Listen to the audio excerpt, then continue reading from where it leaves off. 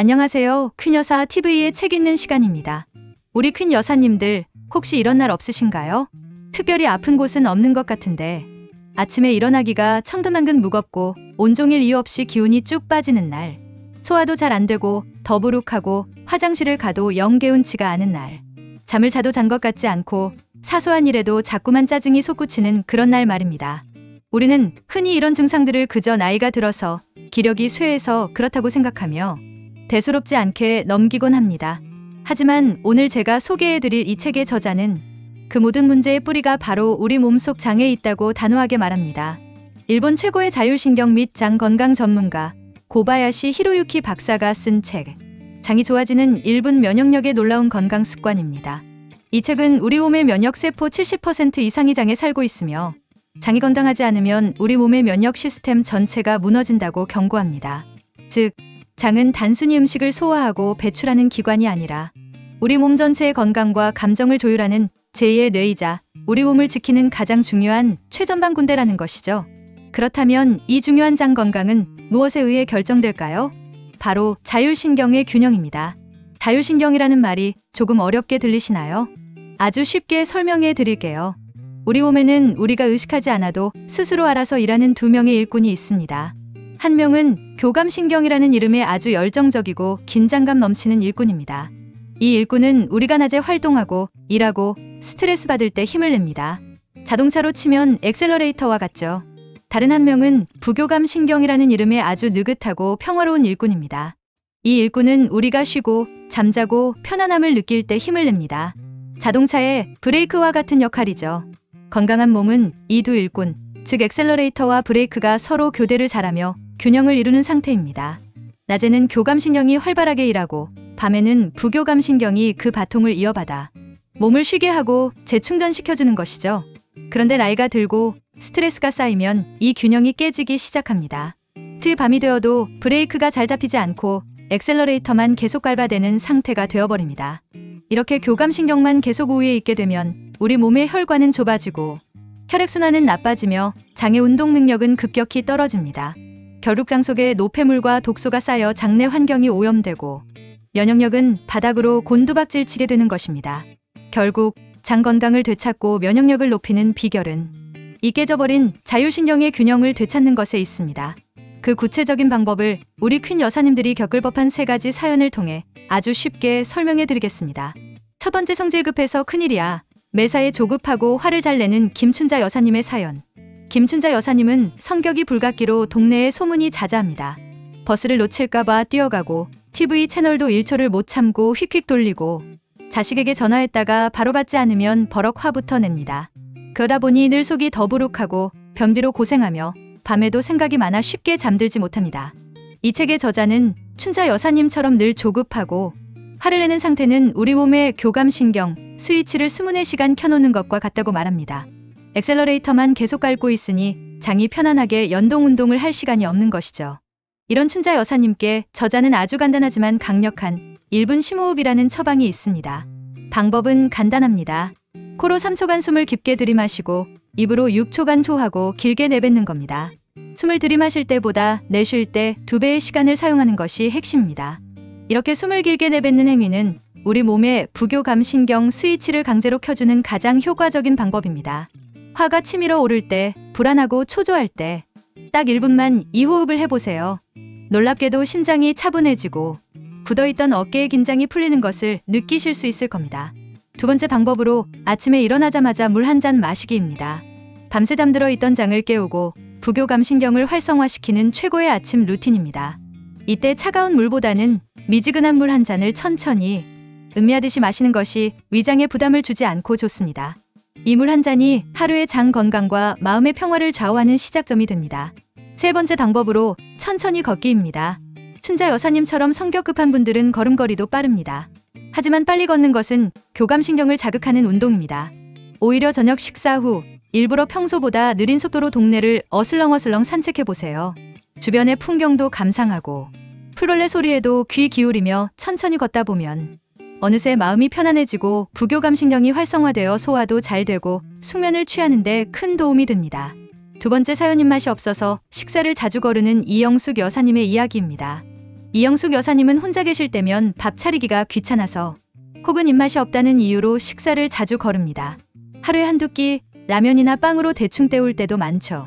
그러다 보니 기운도 없고 피부는 푸석푸석하며 감기에도 자주 걸립니다. 저자는 규칙적인 식사야말로 장 건강과 자율신경의 균형을 지키는 가장 중요한 습관이라고 강조합니다. 식사를 거르면 장은 연동운동을 멈추게 되고 이는 곧 장내 환경 악화로 이어집니다. 또한 불규칙한 식사는 혈당을 롤러코스터처럼 만들어 자율신경의 균형을 깨뜨리는 주범입니다. 영숙 여사님께 필요한 것은 거창한 보양식이 아니라 하루 3번 정해진 시간에 즐겁게 식사하는 습관입니다. 그 방법으로 나를 위한 1인분 밥상 차리기입니다. 혼자라고 대충 드시지 마세요. 예쁜 그릇에 정성껏 담아 TV는 잠시 끄고 음식의 색과 향을 느끼며 천천히 꼭꼭 씹어 드셔보세요. 식사는 단순히 배를 채우는 행위가 아니라 내 몸과 마음을 돌보는 소중한 의식입니다. 이렇게 즐겁게 식사할 때 우리 장의 소화 흡수 능력은 극대화됩니다. 두 번째 방법, 장이 좋아하는 음식 친구들을 초대하는 겁니다. 우리 장 속에는 우리 몸에 이로운 유익균과 해로운 유해균이 함께 살고 있습니다. 장 건강은 바로 이 유익균의 비율을 높이는 것에 달려있죠. 유익균이 가장 좋아하는 먹이가 바로 식이섬유와 발효식품입니다. 매일 식사에 김치, 된장, 청국장 같은 발효식품을 곁들이고 해조류, 미역, 다시마, 버섯, 채소 같은 식이섬유가 풍부한 반찬을 한 가지씩이라도 꼭 추가해보세요. 이것이 바로 내장 속에 든든한 아군을 키우는 가장 확실한 방법입니다. 세 번째 방법, 하루 한 번 요거트 타임 갖기입니다. 당분이 첨가되지 않은 플레인 요거트는 유익균인 유산균을 직접 보충해주는 최고의 간식입니다. 여기에 유산균의 먹이가 되는 식이섬유가 풍부한 바나나나 사과를 조금 썰어 넣거나 올리고당을 살짝 뿌려 먹으면 금상첨화입니다. 이 작은 습관 하나가 당신의 장내 환경을 비옥한 옥토로 바꿔줄 것입니다. 세 번째 사연, 나는 원래 생각이 많아 걱정을 사서 하는 박순애 여사님의 이야기. 박순애 여사님은 걱정이 너무 많습니다. 멀리 사는 자식에게 무슨 일이 생기지는 않을까? 남편의 건강은 괜찮을까? 내 노후는 어떻게 될까? 꼬리에 꼬리를 무는 걱정으로 밤을 지새우기 일쑤입니다. 당연히 아침에 일어나면 몸은 찌뿌둥하고 변비와 설사를 반복하는 과민성 대장증후군 증상까지 겪고 있습니다. 이 책은 뇌와 장은 하나로 연결되어 있다고 말합니다. 우리가 뇌에서 스트레스와 불안을 느끼면 그 신호가 그대로 장에 전달되어 장의 기능을 마비시킨다는 것이죠. 이를 뇌장상관이라고 합니다. 순애 여사님의 장 트러블은 결국 마음의 문제에서 비롯된 것입니다. 이런 순애 여사님께 저자는 걱정의 고리를 끊어내는 3가지 1분 리프레시 습관을 제안합니다. 첫 번째, 하루 일기 쓰기입니다. 거창한 일기가 아닙니다. 잠들기 전 노트에 오늘 있었던 일 중 즐거웠던 일이나 감사했던 일을 딱 3가지만 적어보는 겁니다. 오늘 점심에 먹은 된장찌개가 참 맛있었다. 오랜만에 친구와 통화해서 즐거웠다. 손주가 보내준 재롱 영상을 보고 한참 웃었다 등 아주 사소한 것들이죠. 이 행위는 우리의 뇌를 부정적인 생각의 회로에서 긍정적인 생각의 회로로 바꿔주는 아주 강력한 훈련입니다. 긍정적인 감정은 부교감 신경을 활성화시켜 밤사이 장을 편안하게 만들어줍니다. 두 번째, 크게 소리 내어 웃기입니다. 웃음은 돈 안 드는 최고의 보약이라는 말 정말입니다. 웃을 때 우리 몸의 면역세포가 활성화되고 스트레스 호르몬은 줄어듭니다. 억지로라도 하하하 소리 내어 웃어보세요. 처음엔 어색하지만 뇌는 진짜 웃음과 가짜 웃음을 구분하지 못하고 똑같이 긍정적인 신호로 받아들입니다. 재미있는 예능 프로그램을 보거나 친구와 즐거운 수다를 떠는 시간을 의식적으로 늘려보세요. 세 번째, 따뜻한 말 한마디 건네기입니다. 고마워요, 덕분이에요, 사랑해요 같은 따뜻한 말을 하는 것은 상대방뿐만 아니라 나 자신의 자율신경을 안정시키는 가장 좋은 방법입니다. 오늘 남편에게, 자식에게 혹은 마트 직원에게 따뜻한 말 한마디를 건네보세요. 그 따뜻함은 돌고 돌아 결국 내 장과 마음의 평화로 돌아올 것입니다. 이제 이야기를 마무리하겠습니다. 오늘 우리는 고바야시 히로유키 박사의 책을 통해 우리 몸의 면역력과 건강의 열쇠가 바로 장에 있으며 그 장을 다스리는 것은 자율신경의 균형에 달려있다는 사실을 배웠습니다. 그리고 그 균형을 잡는 방법은 결코 어렵거나 특별한 것이 아니었습니다. 화가 날 때 1분간 심호흡을 하고 아침에 일어나 물 한 잔을 마시고 하루 3번 즐겁게 식사하고 잠들기 전 감사일기를 쓰는 것.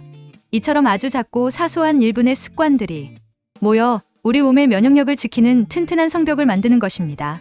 이 책은 우리에게 말합니다. 내 건강의 주인은 의사나 약이 아니라 바로 나 자신이라고.